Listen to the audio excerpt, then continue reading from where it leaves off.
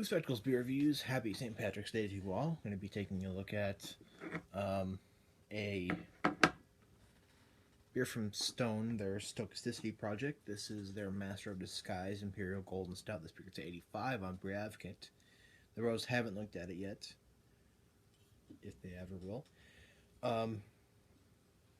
This is like an experimental project by Stone. This Stochasticity project.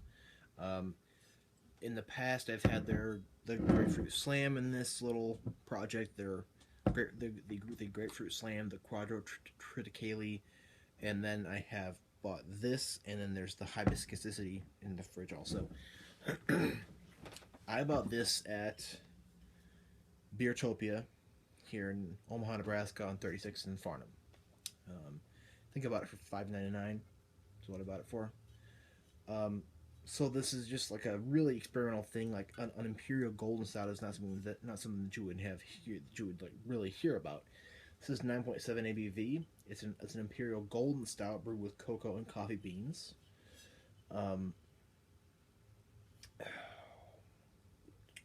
Malt varieties: two-row pale, carapils, amber, and flaked oats.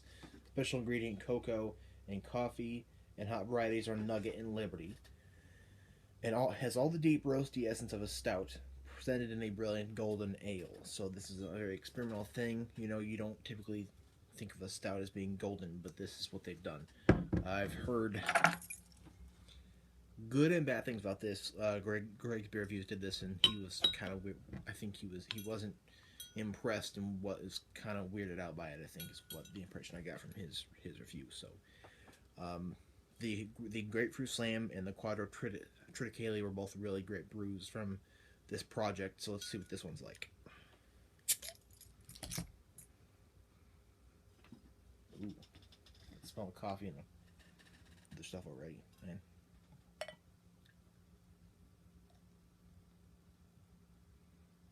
Interesting.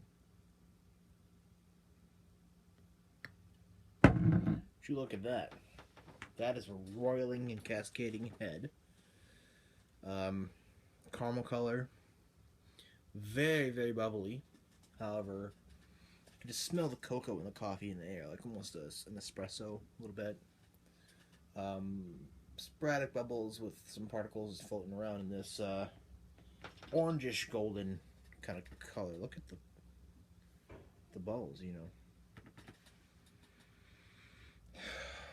That's just like really, like if you took coffee beans and just like inhaled in, that's just like the espresso coffee beans. It smells really nice. It makes me think of the Groundworks Coffee Porter by Smog City in California. Definitely some cocoa chocolatey thing going on. Definitely like a bit of a bready, barley malty thing too. I don't really pick up any hops, but I'm sure that they're there. Let's go ahead and try it. I've been really eager to get this in my hands, and I'm happy I got it.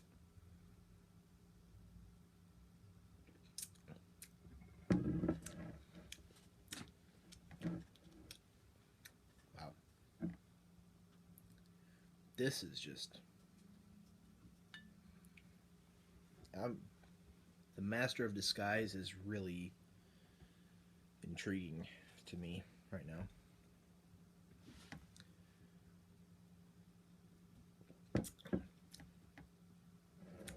You know, like I said, the really fresh coffee beans, just fresh coffee beans and delicious espresso is what it's like, kind of. Not the bitterness of espresso, but like the flavor of it almost.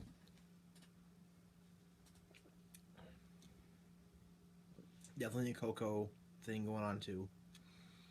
A light breadiness and barley maltiness. And there's a hop thing. It's there beneath all that stuff.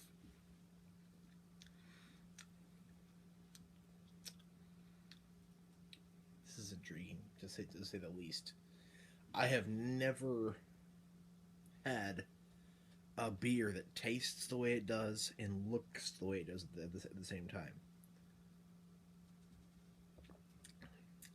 It tastes like, without looking at it, it tastes like a thick and kind of creamy and hoppy stout. Now the hops are kind of come in a little bit stronger on the finish. You know that I'm kind of breathing in and out a little bit. Without looking at it, it tastes like a really hoppy, thick stout. And then I look at it, it's just kind of like a weird thing. So, but I love this. I love the experimental nature of the Stochasticity project by Stone. I love it.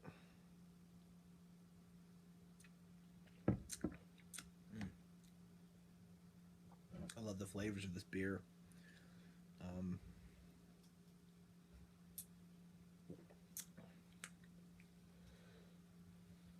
There's no alcohol. It is a bit strong, so that maybe could be a bit of alcohol coming in. So like that, it is a bit strong. It's not just like totally light. It is kind of a big beer. How do they do that? Like I would think that, I don't know, normally I would think that normally when you have this kind of thing that the beer would be dark. So I'm not sure how that they did this, but it's really intriguing and really nice. Mouthfeel is little above medium, but dry and sticky at the same time. Not drinkable or refreshing, but it's not really supposed to be. It doesn't look like a stout, but it still is a stout.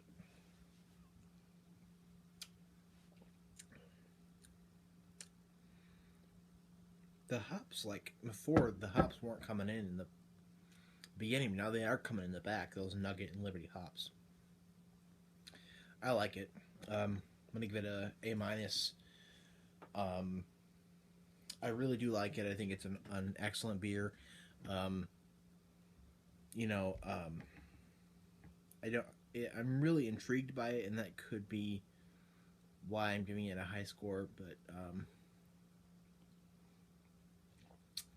as a beer, as the way it tastes, I think it is really nice. It's really thick and big, so I think it's really nice. I'll give it a minus. I think I paid $5.99 for it at Beertopia. Beertopia is this little place on 36th and Varnum where they have a restaurant and a couple bar areas there where you can have different kinds of beer, and they have a beer store, like a little beer store that's like nestled in there with tons of beer inside. And this and the Old Guardian extra hoppy and the high viscosity was in there too, and I bought those three. There's tons of stuff in there though. If you're ever in Omaha, and you want some good beer, go to Beertopia or go to Bricks or go to Woolner's, or if you want to go to those places, go to Hy-Vee. But either way, if you like stouts, if you want to try something a little different, definitely worth your money anytime in your palate. I think it definitely was worth the $6 I paid for it.